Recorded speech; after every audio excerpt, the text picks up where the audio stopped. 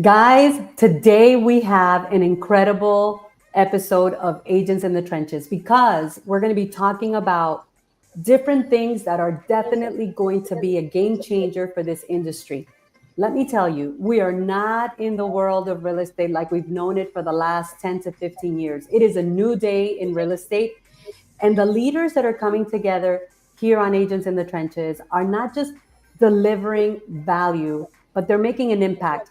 And today I have a special guest that's going to be showcasing the world of real estate from such a different perspective, which, a lot of us want to learn more about this because at the end of the day, real estate is a vehicle for changing our lives. Real estate is a vehicle that not only can change our lives, but can give us the opportunity of developing financial legacy, generational wealth, and living the life that we've always dreamt of. So, we're going to kick this off, and I am going to introduce my co-host, as usual. John, welcome. How are you? How you doing?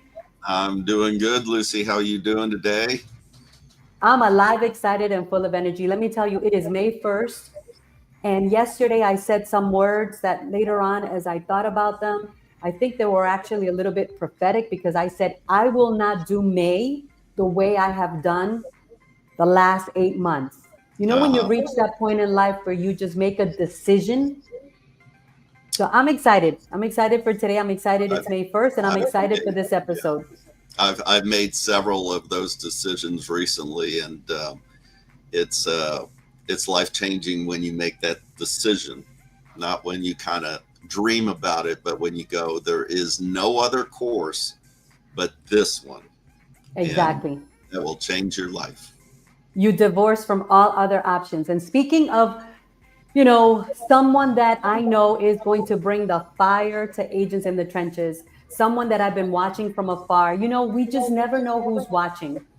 And we're living in a space and in a place in our world and in business and in life where it's all about connections. It's all about relationships. It's all about getting to know each other at the human level. So I want to introduce our special guest today.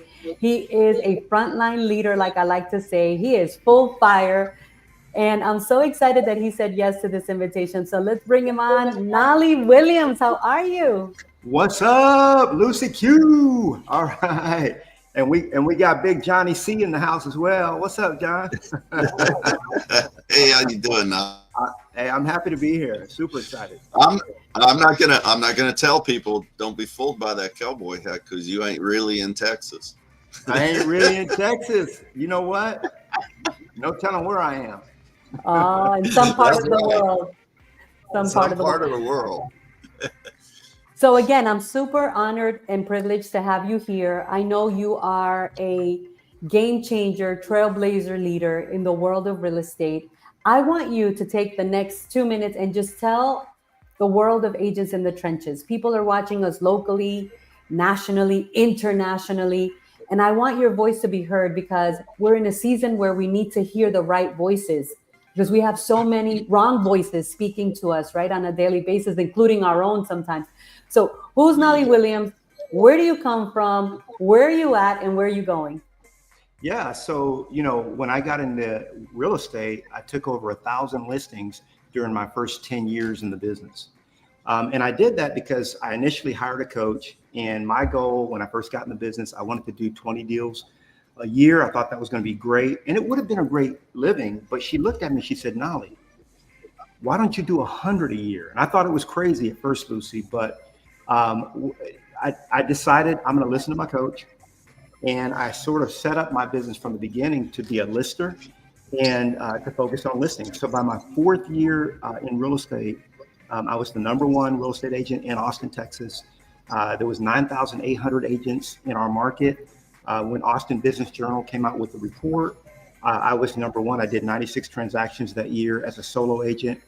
Have always been a solo agent. My last year in full production, I did 153 deals as a solo agent, but I had a lot of leverage to the point where I was only able to, or only had to work about 3 hours a day. So I'm very systematized. I focus on listings. And when I got into the real estate game, though, I got to tell you, I came with my tail between my legs because I was in an industry where I was doing really, really, really well financially. I was in the music business. I was making $150,000 a month in that business. I had 14 employees, 18 artists on my label, and then everything tanked. The market for music sank, and I was in foreclosure. Almost lost my house, and it was like, what are you going to do next? And real estate was it. And I had to succeed, just like you said, May 1. I had to succeed. I had no other option. I didn't want to fail again. So that's kind of a synopsis. Obviously, there's more backstory there, but I love listings. I love teaching agents how to succeed in that game. 1,000 listings. Yeah, my first 10 years. Yep. 1,000 listings. Yep. Wow. So you are what they call in real estate the lean, mean listing machine, literally. Yeah, I learned, and I didn't know this at first, but I learned that listings is the game. You know, a lot of times, those of us in the game, we say, well, you know, I'm going to start with buyers, and I'm going to start here, do this, whatever, and then eventually I'll graduate. But the reality is, even if you want buyers, the more listings you have, the more buyers you're going to have naturally anyway. And so I learned that listings was the name of the game, and I just got in with that mindset from the beginning. So. And I didn't think that I was going to do 100 deals a year for 10 years in a row, but my coach was able to kind of elevate my thinking on that. Wow. Mm-hmm. Yep. So let's break that down. What do you think about that, John? Chime in real quick. I want to get your take on 1,000 listings in 10 years, 100 listings a year. That is mind-boggling, but it defines a man on a mission. And yes. It's just what we always talk about. You make your mind up, you're going to do something, you decide, and then you go after it.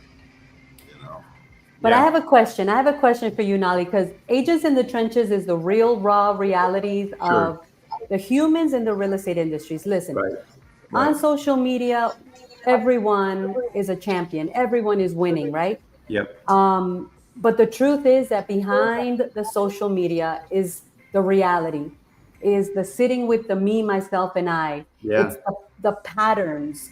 It's the negative Nancy in our head, right? It's the Debbie Downer, whatever her name is, in our head. It's the people that surround us that tell us, oh, that's not going to work.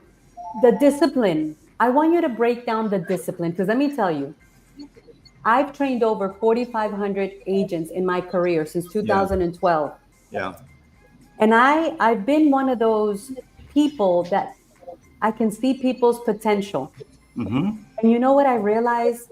I put myself in the wrong identity. I'm the kind of person that wanted it more than they wanted it. Yeah. And now I've broken out of that identity. But speak to the agents that are out there that are not even getting one listing a month. Sure. Where did this discipline come from? Well, a lot of it, that's a great question. A lot of it I'm a systems person. I'm very, very systematized. So my personality profile, I'm high on the SC scale in the DISC. I'm super into personality profiles. In fact, I took my first one when I was 19 years old. I'm 55 now, and I've been taking many different assessments, trying to understand myself. A lot of, for me, I'll just kind of go back and then we'll close the gap and bring it forward. I grew up in a household where there was abuse. I was abused mentally, physically, and emotionally by my mom. She told me that I would never amount to anything, that I was worthless, that I was a mistake, that she was sorry that I was ever born. And she let me know that almost daily, pretty much. I was beaten. It was not a good childhood. She's a beautiful person now, though. She's a wonderful person. But a lot of times bipolar illness, untreated, can be bad, right? Very, very bad. So I left. I ran away from home at 16, got into the wrong stuff, and I even to this day, I've done a lot of work, but even to this day, sometimes it's like, well, who do you think you are? That ego, that the little me comes up and says, well, man, can you really do this? Those kind of, a lot of that self-doubt.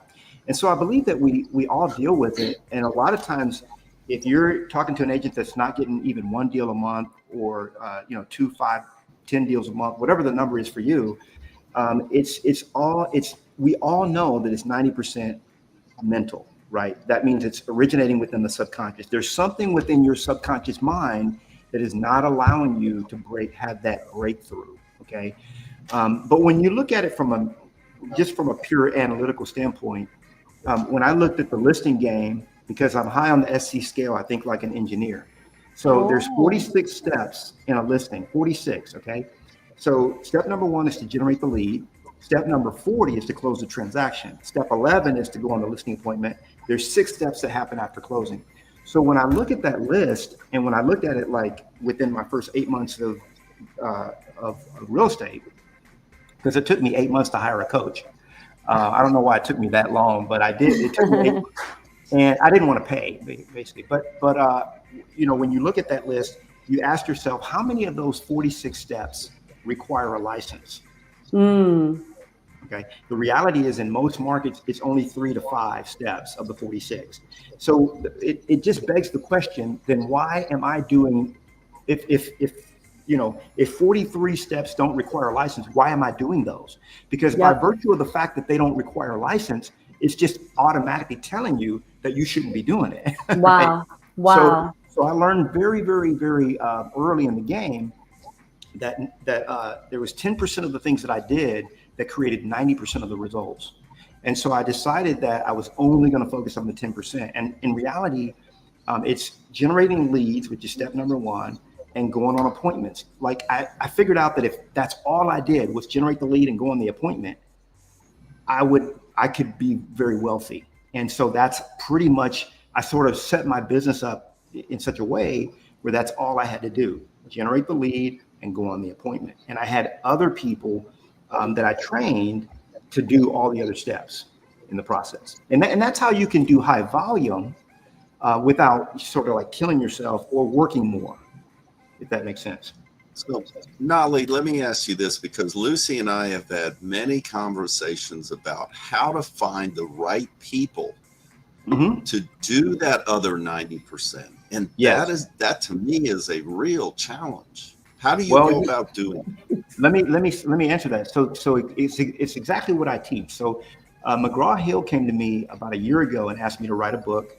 It's called 3 Hours a Day. They wanted me to explain, how do you work 3 hours a day and have multiple businesses and all the stuff that I do. So I did.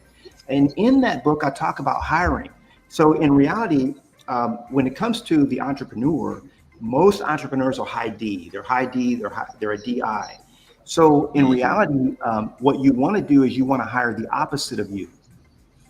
Okay. What a lot of entrepreneurs do is they say, I'm going to hire somebody just like me.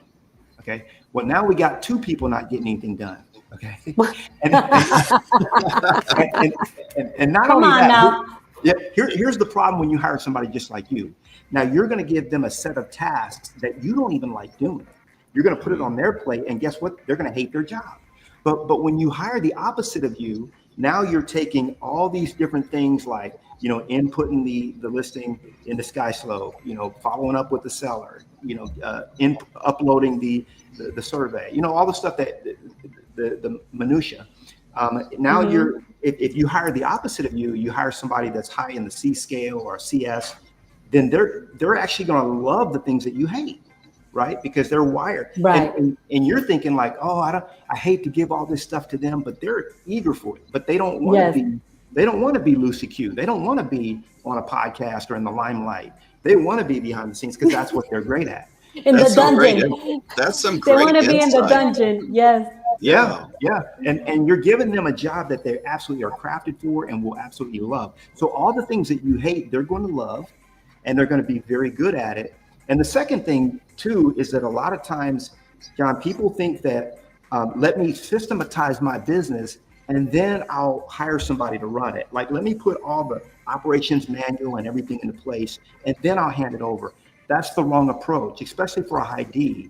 What you want to do is you want to hire the right person and then just sit down with them and teach them your process and let them put the operations manual together.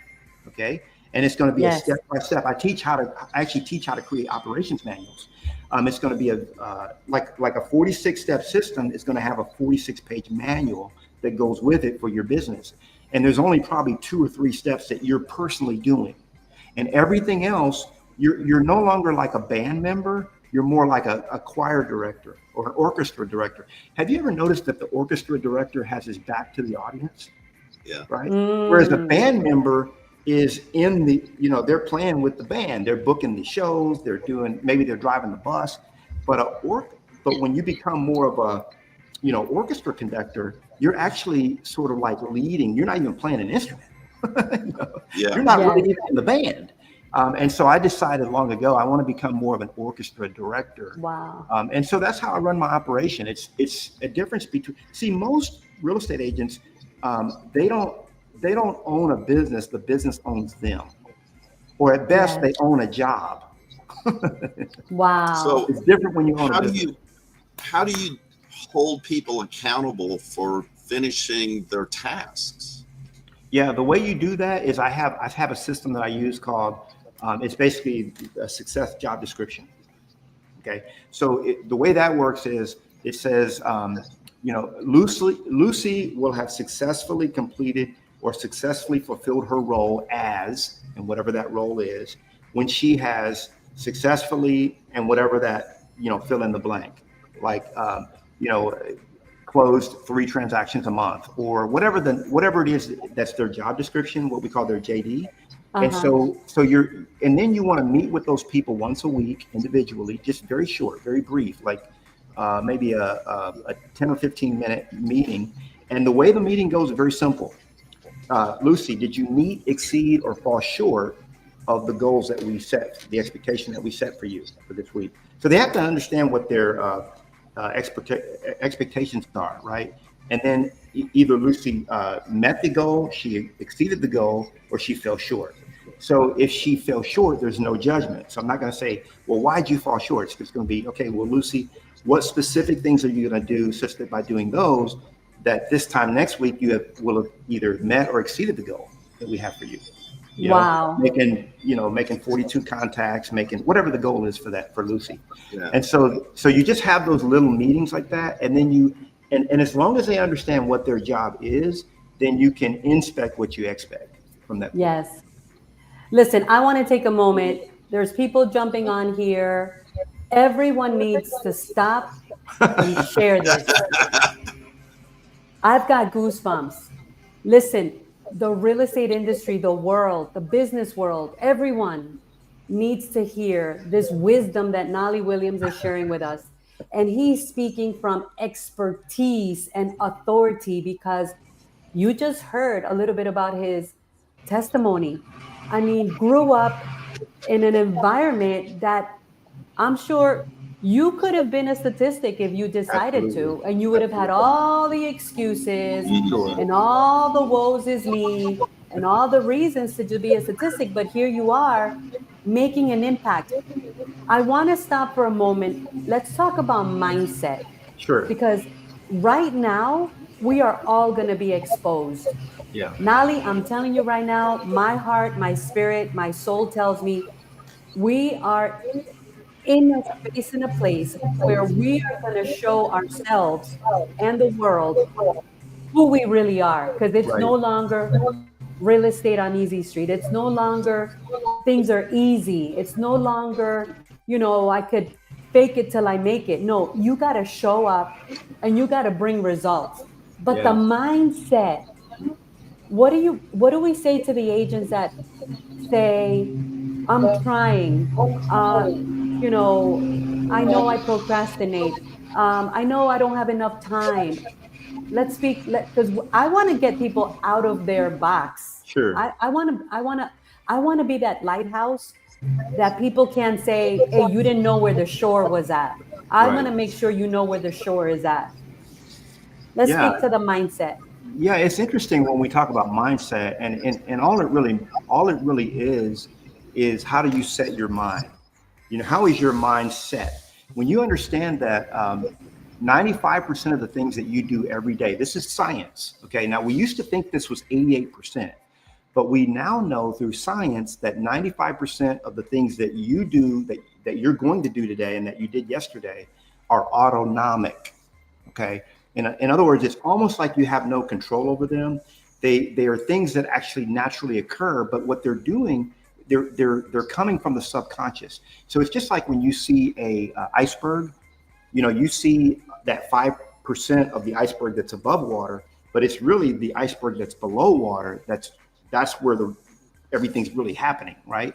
And so most people don't understand that in order to change your habits, you've got to change your beliefs. Okay, you have to change what it is that you believe. So you've got to go from fear and doubt, which is where most people vacillate in. And when you understand that, when you vacillate in the world of fear and doubt, what's actually happening from a subconscious standpoint is you're pushing away all the good stuff that's floating into you. So for example, you might have 2 or 3 listings heading your way, within the next 2 or 3 weeks. But now you're like, hey, now you're walking by sight. You're looking at your bank account. It's not looking right. It's looking real funny. And then you're like, oh, I don't know if I'm going to be able to make it. Now that doubt starts to creep in and you start to push away. And then the things that were coming into you, they really don't ever materialize. So you understand that if you understand how the universe works and how God set it up, you really can start to step into your dominion and your rightful heirship, like the right. You really have. People say, "Well, I don't deserve it." Actually, there's a lot of things that you do deserve, but you keep yourself from them because you haven't set your mind in the right way, right? What scientists learned about 100 years ago is that the brain has what we call neuroplasticity, okay? And through that science of what they understand. Now, before that, what we thought was that the brain that you were born with is the same brain you die with, but that's not true. The reality is through neuroplasticity, what's happening is your brain is creating new neural pathways every single day. And they're being created by the things by what you allow yourself to believe. And then what you believe becomes your habits. They become your actions. And if you look at someone and you say, everything that is in your life, when you start to take ownership and you think of it this way, everything that you have is a result of all the sum total of all the decisions that you've made in life. That equals what you currently have. So you can't really say, well, oh yeah, my mom was like this. By the way, my mom had a master's degree in guess what? Psychology. Okay. She had a master's degree in psychology and she sort of used it toward, almost to our downfall, my sister and I. And like you said, I could have gone the other way, but that can't be an excuse for me. It's like, okay, you left home at 16. What have you done with your life since then? Okay.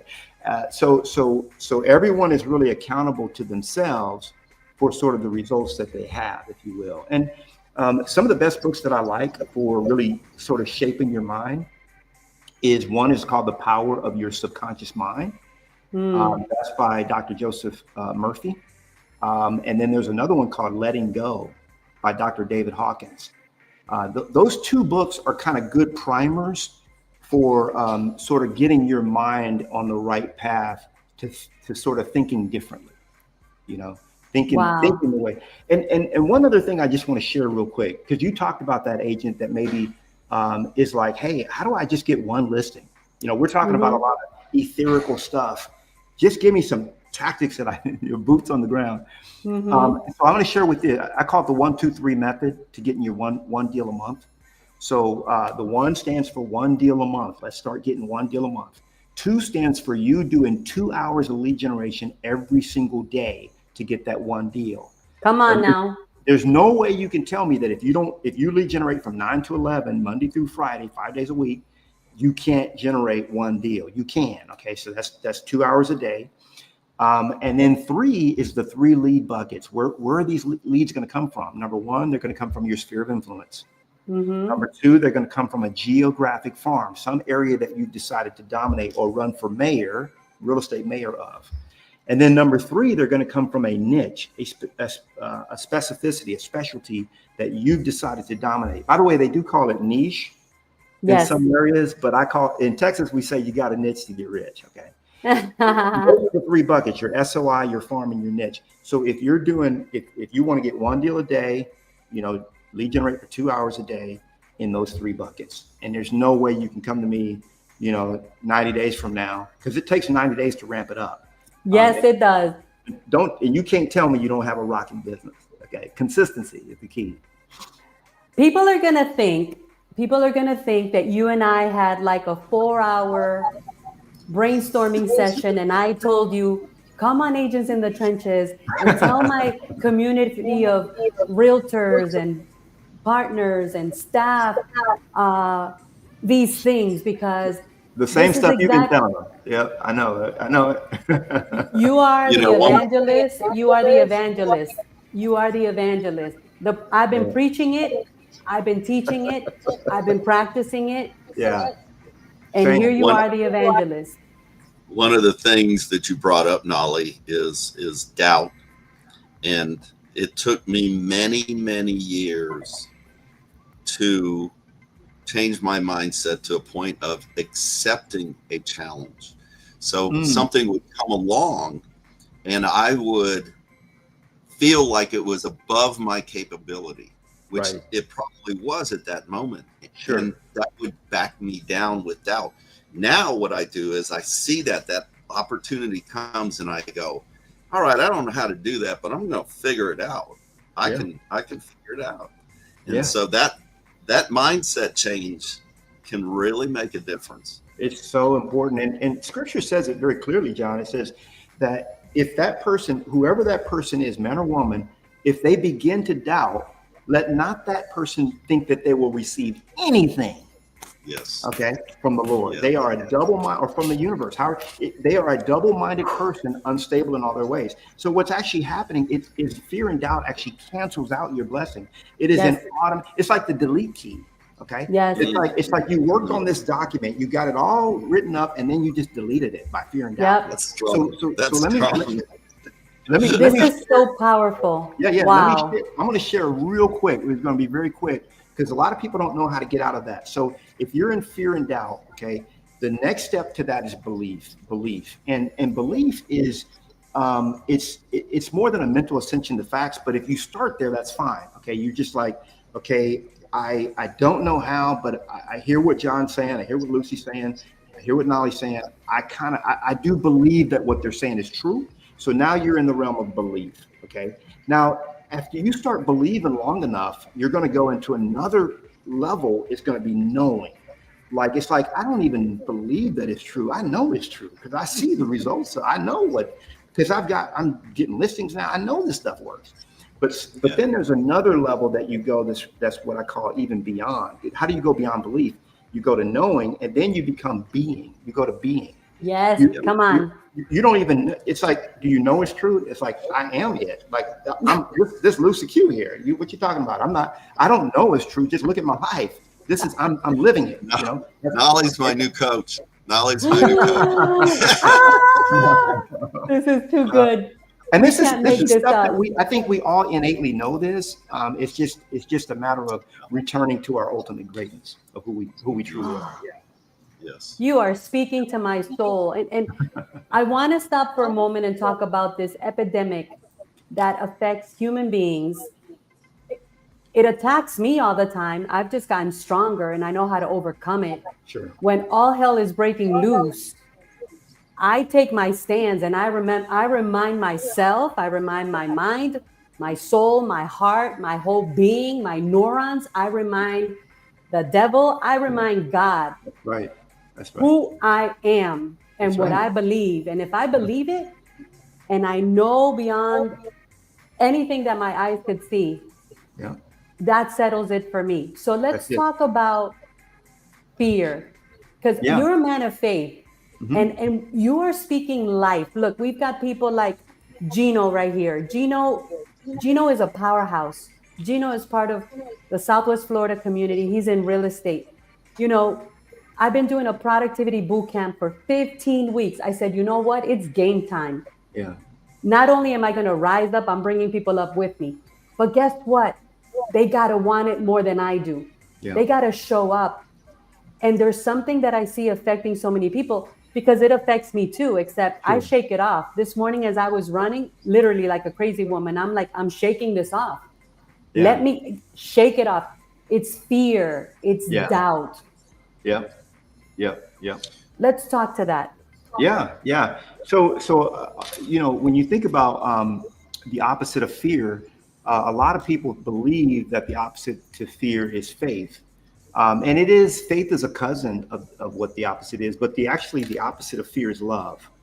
Because and when you think about this, and Dr. Hawkins talks a lot about this, Scripture says perfect love casts out all fear. Okay. Amen. So that's the opposite of fear is love. And so Dr. Hawkins talks about this whole idea that a lot of people think I'm talking about Hawking. That's a completely different guy. I don't really subscribe to what he believes. But David Hawkins, he wrote the book Letting Go, Power versus Force, and so on. So the reality is, just thinking about fear, doubt, shame, all of those areas. When you make a decision, it's made from either one of two things. You're either operating out of love or you're operating out of fear. Okay. And love is like, hey, I want to do the highest and best for this person. I have their best interests at heart. I really want to do a great job for them. And you're operating, you can do the same two things, but if you're operating out of fear, I got to get this commission. I got to get this deal. I got to hustle. I got to grind. And what happens is people actually can sense that because we're spiritual beings, right? So if you walk in a room and you got fear and lack and doubt on you, people sense it. And so that's why it's so important to do as Lucy's teaching, is to rise above that into belief and faith. And then when you walk in the room, it's like, look, I'm going to do what's best for these people. I love them. They're part of the human family. I want to do it. I want to operate out of love. If it's the right thing to do, I'm going to talk to them about it. If it's the wrong thing to do. And I always knew when I was going into a listing appointment, if the home was right to list, I'm the best person for the job. There's nobody better. I already know that. So literally, if the person didn't hire me, I felt bad for them. I felt like really, you know how it is, Lucy. Like somebody goes and they pick a different coach. You're like, oh man, hey, because you can already see the struggles that are ahead for that person, right? And they're like, you hired that agent? Oh, it hurts me.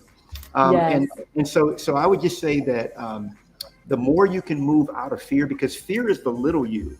Let's face it. Even Michael Jackson, okay, he was performing since he was 3-4 years old. But when he got on stage, before he got on stage, he couldn't even eat because he had so many butterflies in his stomach. Okay, he was so afraid. Like he was a recluse. He was very shy. Yes. Right? But he could still perform in front of millions of people. But once he got on stage, all of that just lifted out, right? And so the reality is, it's okay. It's okay that when you say, okay, this fear is there, I recognize it, and I always look at it from a third person. That's the little me that's afraid, not the big me. The big me wants to come play. But the little me is like, are you sure? This is Lucy. Any great speaker, any great sports athlete, they will all tell you they feel fear. But the way to overcome fear is to acknowledge the fear. Yeah, you acknowledge it. And that's the whole battle right there. Yeah, I'm afraid. I look at it as a third person. So I know that there's a little me and a big me. Okay. Some people call it the ego, some call it the sin nature. There's different words for it. But when the little me is afraid, it's like I actually look at him and I say, you know what, buddy? I get it. I know you're afraid right now. We're about to go do this. Don't worry. I got you. You do that in public? Are you talking to each other in public? Hey, it's a head game. But yes, it is. It's a head game. But I'll tell you that the little me, the only thing that the ego wants to do is keep you safe. Yeah. Right? And it is afraid for its life getting on stage, because that's a very unnatural place to be. But the big me is like, man, let's play. I'm ready. Let's go. Let's do this. Yes. And so which one are you going to get into?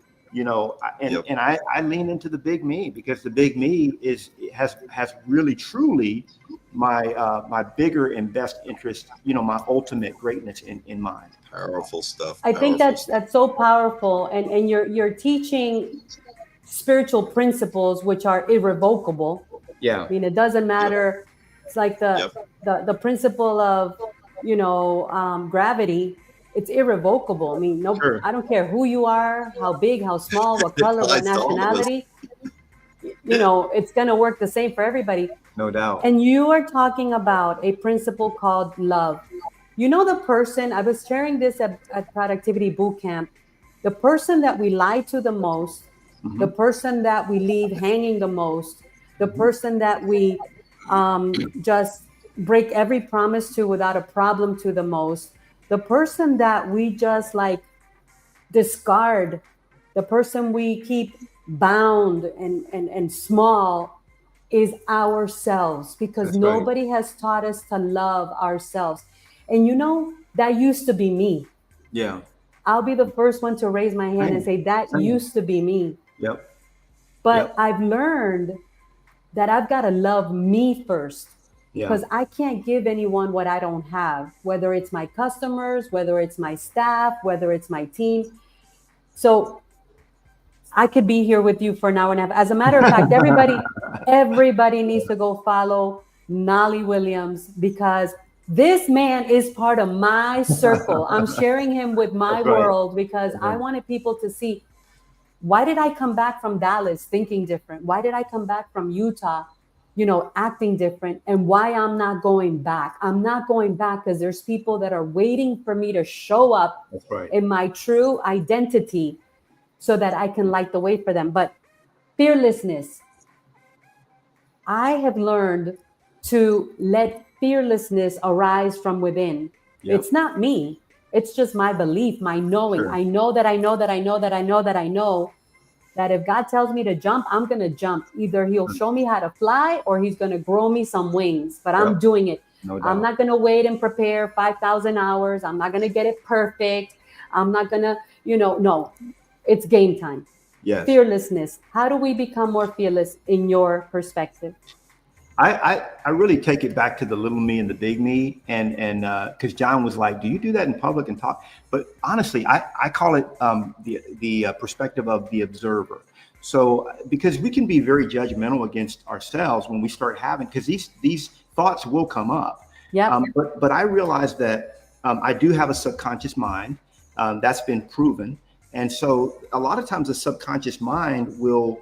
I look at it as a separate entity, almost from myself. It's kind of weird, but I actually take the observer approach, almost like a third party distant approach. And I look at it and I say, you're scared right now, aren't you? You don't want to get, I'm consulting, because a lot of times people think that that's them, like that fear, that's me. Well, it's a part of, it is part of who you are, but it's not you.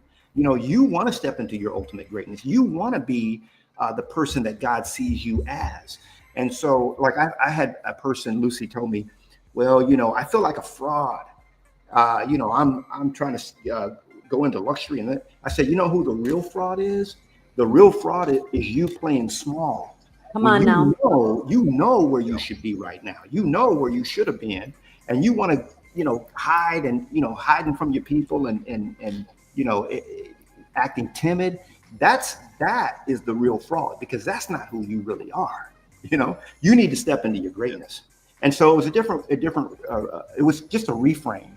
And so for me, fearlessness is really sort of consoling that part of me that's afraid, and not, because a lot of times you can diss it and dismiss it, like, oh, I'm just gonna fight through. See, willpower doesn't work. Let me say it again.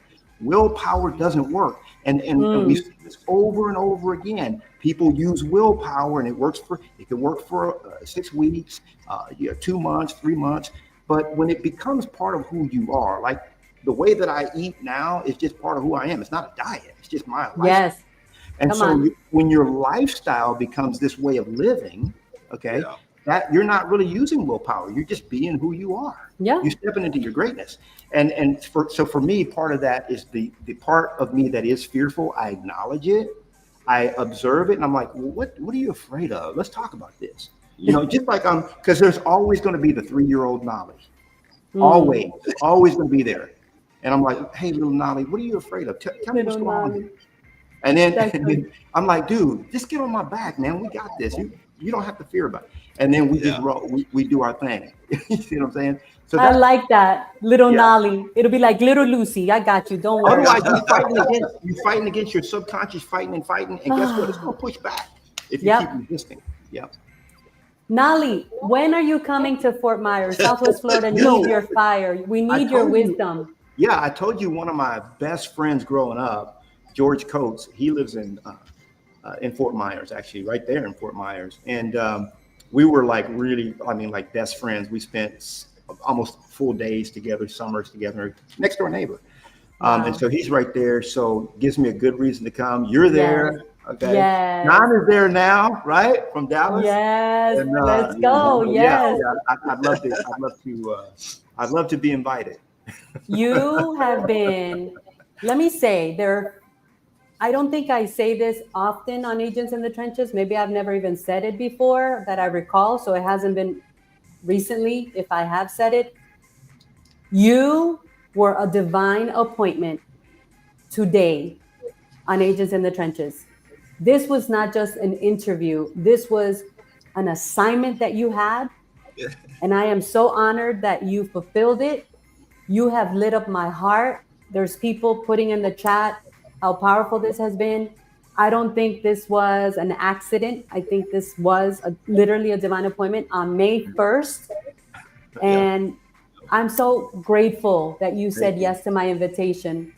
And mi casa es tu casa. So come to Fort Myers, Southwest Florida. Claro que sí. How do you want to close us out, Knolly? I'm going to let you close this out because you are a fountain of wisdom and we need what you have. Well, I just want to close by saying that there is a part of you that is greater than, and you already know that it's there. You're listening to me right now. You're listening to Lucy and John, and you already know that there's a part of you that you could, or quote unquote should be living up to.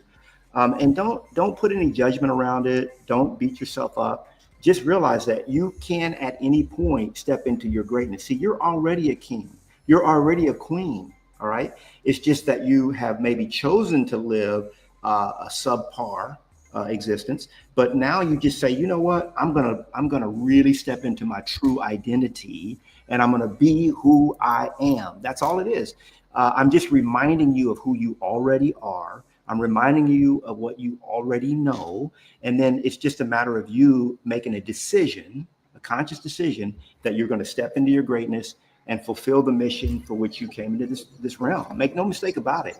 You came here for a very specific reason, and you don't want to exit here without doing what you came to do. So one thing I'm just going to remind you of, that, as we're human beings, not human doings. So we're here to be, number one. We also are here to do. We have a mission that we're here to accomplish, and we're here to give. Every single one of us is a giver. And I sure wish I had more people giving to me when I was younger. I had a few, but I want to be that person that was missing in my life when I was believed that I had no way out and that life for me was hopeless. And so that's what I want to complete us out with. And thank you so much for tuning in. It's been fun. Agents in the Trenches, baby. Agents in the Trenches, yes. Thank you, Knolly. Thank you, everyone, for watching. We are speechless. See you next time. You have blessed us today. Thank you, Knolly. Yes, you have. My pleasure.